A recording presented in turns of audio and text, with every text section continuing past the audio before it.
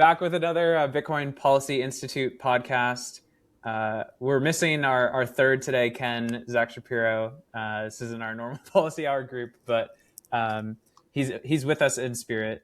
So I was on last week and I was told that this was the first time you were ever having a guest. So is this the second time you're having a guest and I'm back on again? So it's a little muddy here because we've got the Bitcoin Policy Hour, which is like our weekly show. Got it. And I think this might be like something new for us. You know, we got a new style here. So we'll see if Zack Shapiro gets invited to the next one. Yeah, that's right. It sounds like you're. Yeah. Or if he appears just as he disappears on our other show. Right. Okay, well, let's jump into this. We've got two very special guests with us to dig into this Coldcard issue further. We've been keeping a pulse check on this very closely, staying in touch with some of the partners or friends of the Institute. And so we're gonna keep that content coming. We're joined by James O'Byrne and Rob Hamilton today. James, I'm hearing rumblings that you may be joining the red team. Do you have anything to share with the audience here? I think you got the tense wrong. I don't know if I'm joining the red team. I think I've been loosely affiliated. James was there, yeah. maybe since inception, although who can tell? This is all very shadowy.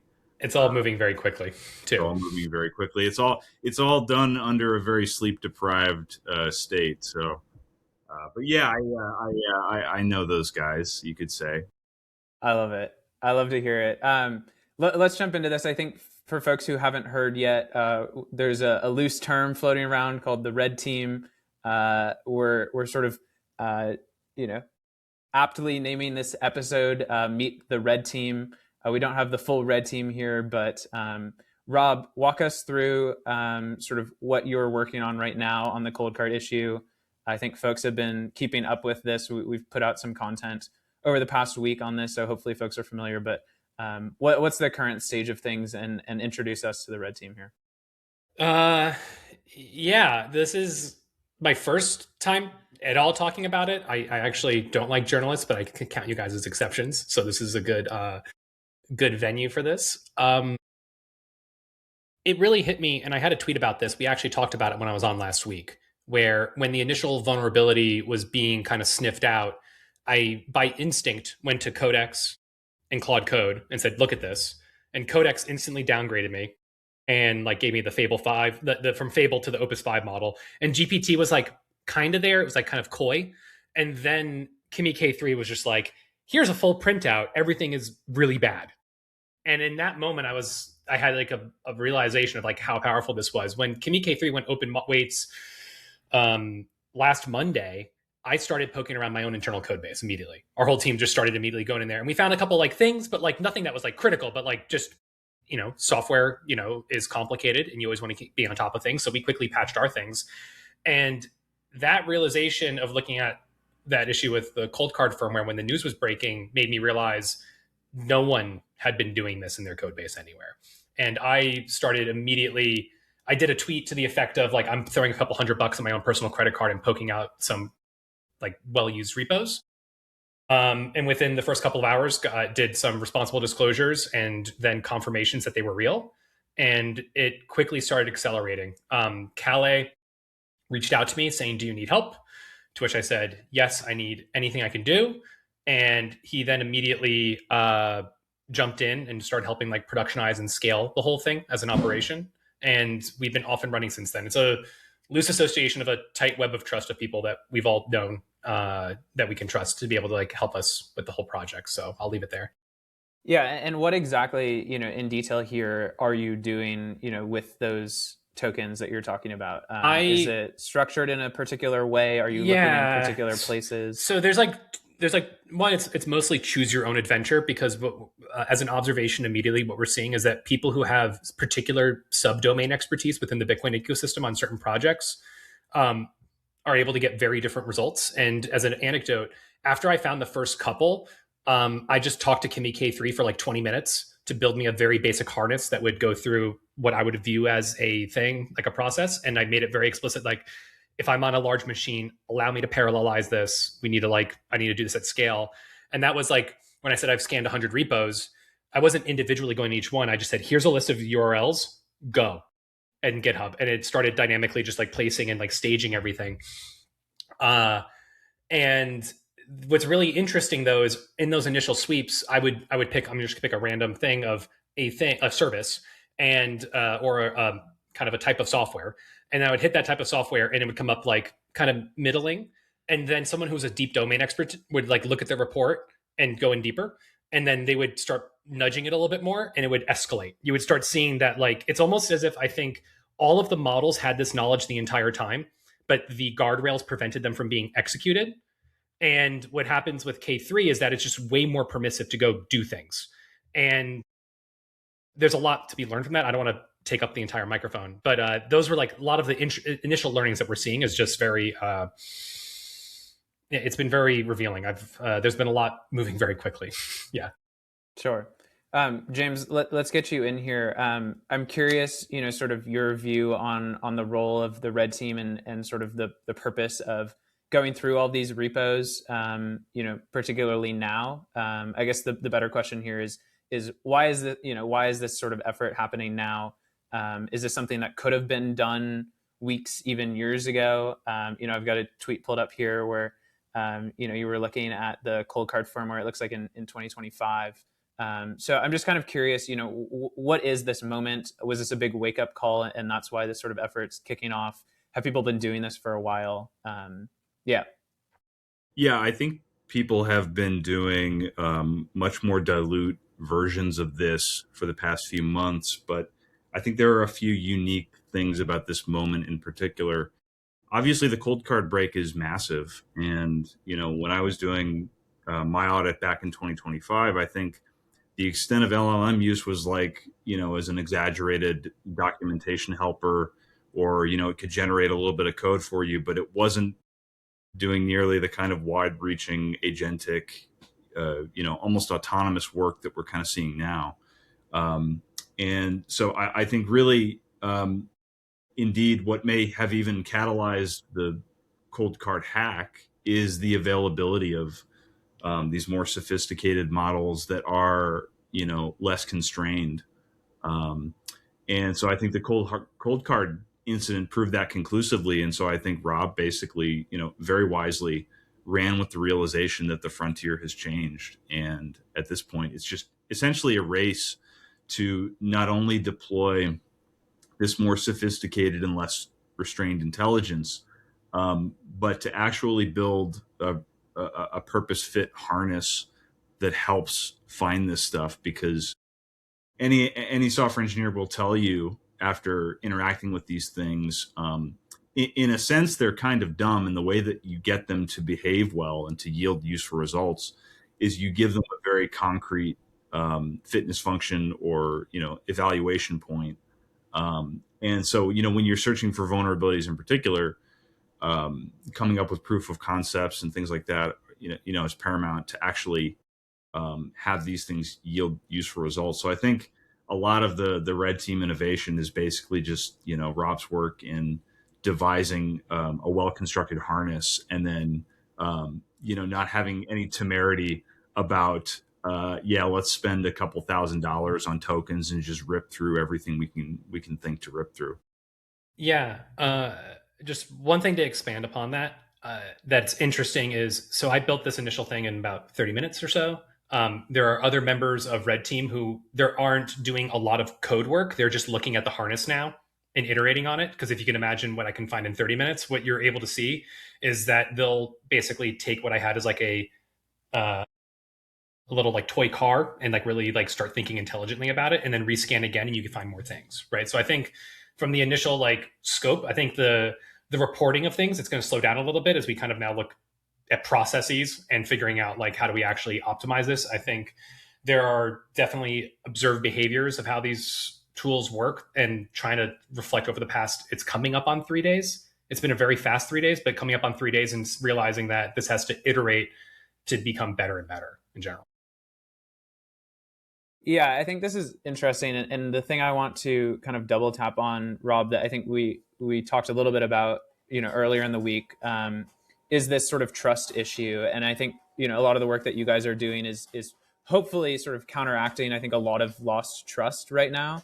But I'm curious, if you were to make a pitch to someone who's sort of looking at this moment and saying, how am I supposed to trust sort of self-custody? How am I supposed to trust like the sort of code nature of Bitcoin in this moment where, LLMs are exceptionally powerful and sort of, also ungated, with the release of Kimi K3 in some sense. What's your pitch to those people, and how's the work that you're doing sort of factoring into that? Well, I guess the start is that it's all about exercise of risk management, right? And concentrations of risk and risk distribution. Before I started AnchorWatch, for example, I was a big proponent of multi-vendor multisig, because to be able to have a confluence of a single actor who could compromise a majority of your system that is like very uncorrelated is very low, right? Whereas what we're seeing here, there were single points of failure that were trusting a default path within a hardware wallet, and all of your eggs were in that one basket. Mm-hmm. And because of that, it's really, we're seeing the fallout of it now. I think it is fair to be skeptical, right? It is like, I think that's a very fair and healthy, reasonable question to ask. What I would caution, say that you don't want to throw the baby out with the bathwater, that the Bitcoin experiment, there must be self-custody, otherwise it has no value. Well, and what's interesting too is that we're in a kind of intermediate state where once this technology gets ingested and actually built into the development pipeline, there are going to be almost no secrets left in software, if that makes sense. So, where you used to be able to kind of hide defects now, I mean, as we saw, obviously with Coldcard, that's a phenomenon that's kind of going away. Security by obscurity. Yeah. And you're gonna, I think like in 2 years, you're gonna have like bad software in a sense just isn't going to be able to exist in a context like this, because you're gonna, anytime something gets released, you're gonna have, whatever 3 sophisticated agents pour over it with some of these harnesses. So in some ways it's like, longer term, very, encouraging. But we're in this like kind of, very uncomfortable intermediate period where this technology is deployed unevenly. And so I think what Rob and the Red Team guys are doing is trying to close that gap as fast as possible. I think it's just specifically too, since Bitcoin, the code is the money is the code. This is obviously the first place you would want to attack anyway. I think we're just kind of ahead of the curve, realizing the shift change. And what we're talking about over the coming months is just going to become routine practice in all enterprise cybersecurity, period. Yep. Yeah, and I think that's worth underscoring for folks listening to this, whether it's on the policy side or just, the plebs, right? There's an obvious downside to everything that just happened, and I think a ton of takeaways. And we're in this sort of, accelerating phase of intelligence, and that's going to come with problems and solutions. And we'll get to this at the end of the podcast, but I think it is worth us circling back to the sort of open source versus closed source or frontier lab sort of situation, because that does play into this as well. But James, I want to go to you quickly on Tripwire. Can you walk us through what you're building there? Yes. And it's fun. And and sort of the purpose of that and what the intended outcomes are.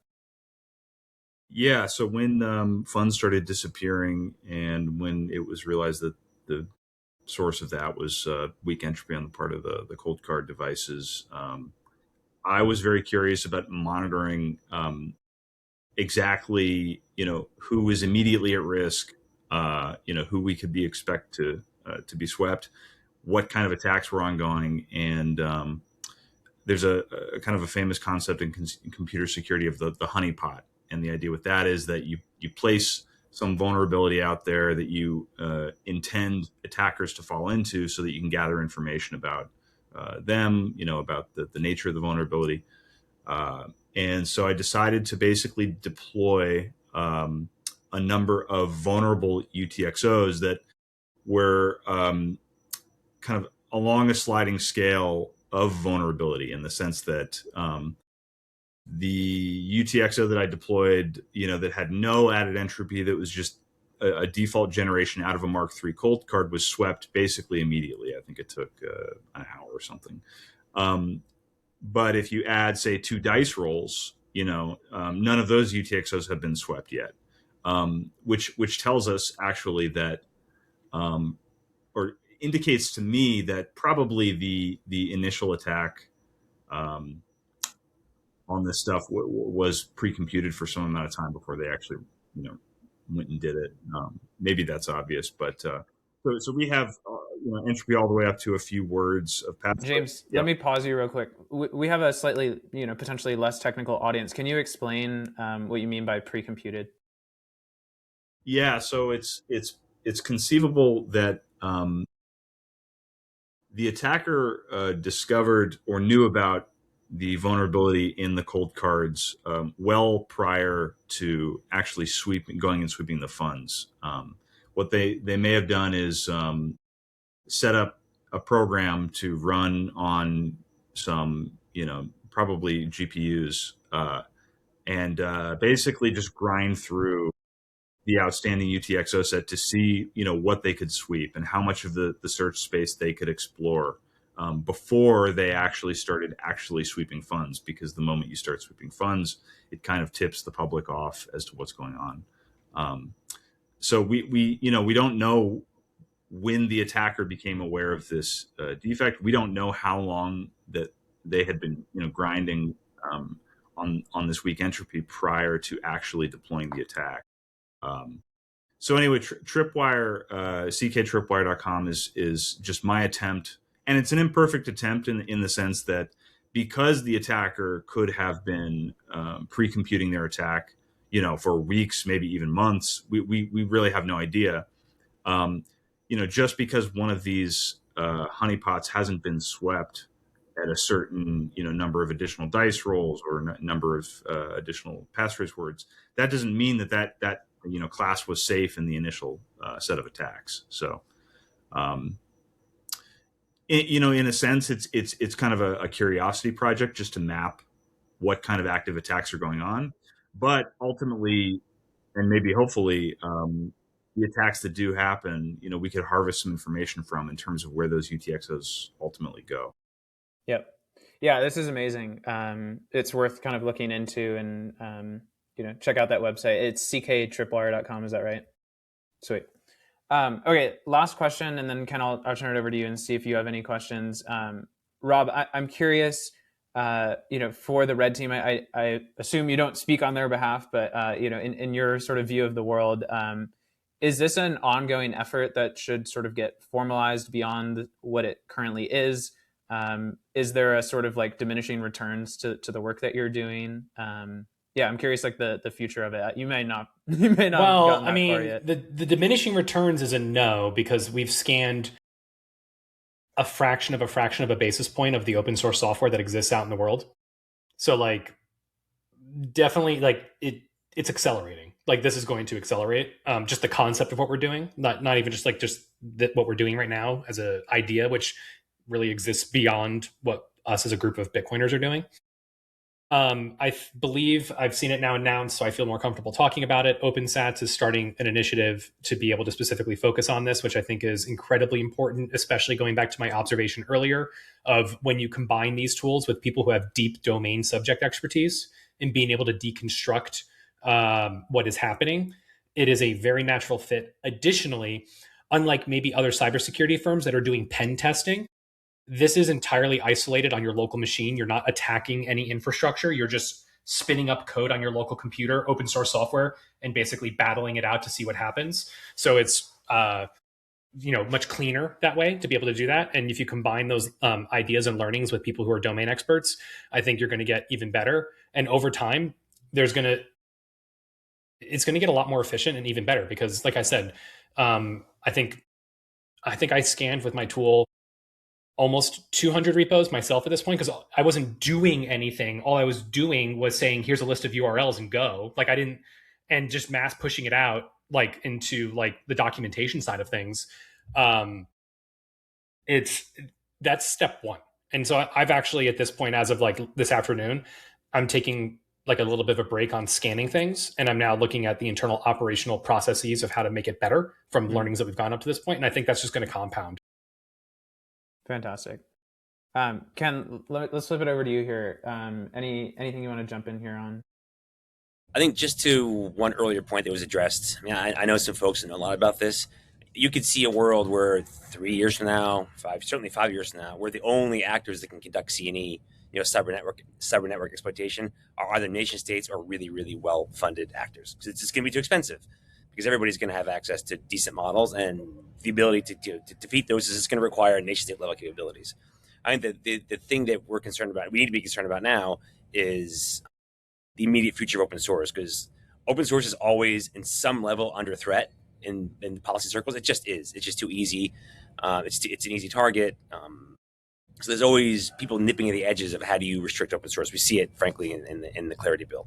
What do we need to do? And this is a rhetorical question. Maybe there's an answer. Maybe you guys have something to say about that. What do we need to do with the interim to make sure that open source developers, the community, has the resources it needs to survive this? Because I do think on some level, I talked to a developer this morning who runs a well-known platform, and he said this is existential for open source. And I think he's battle scarred, and he's probably traumatized by what he's experiencing right now. But on some level, he said this is almost existential. I asked him a question, like, for example, if you would open source developers KYC for good models? He said, well, if they don't, they won't exist. They'll be gone in a few months. So either the ones that won't survive, the ones that will survive, and there'll be compromises. So I think this is what we need to think through, Zack, at PPI. Like, what do we need to do to make sure that open source survives this intact, sort of at least resembling on some level the freedoms developers had up until this point? I made a tweet on June 9th saying, we're going to replay the entire debate of the 1990s on making math illegal, aren't we? Last time it was prime numbers, and now it's going to be linear algebra. I don't actually understand in a free society how you're able to regulate this. Just fundamentally, like, you're saying I can't have like large matrices on my computer. I can't have a bunch of floating points on my computer. Like, what kind of country are you living in if you can't have math on your computer? And we had this play out in the 90s with RSA encryption. Like, I'm sorry for coming off aggressive on that. I just actually don't understand, with the principles and values of America as an experiment, how you can actually, like, what is the restriction? Like, if I download the model, like, is it going to be 6102, or is it just like there's going to be a stopping of this? I don't know. Like, math and information just naturally has a way of becoming free, and I think we have to kind of rethink a lot of just foundational policy things from like the core values of our Constitution and the Republic, about making sure that we're not sacrificing those principles to be able to be in a panic. I just don't know.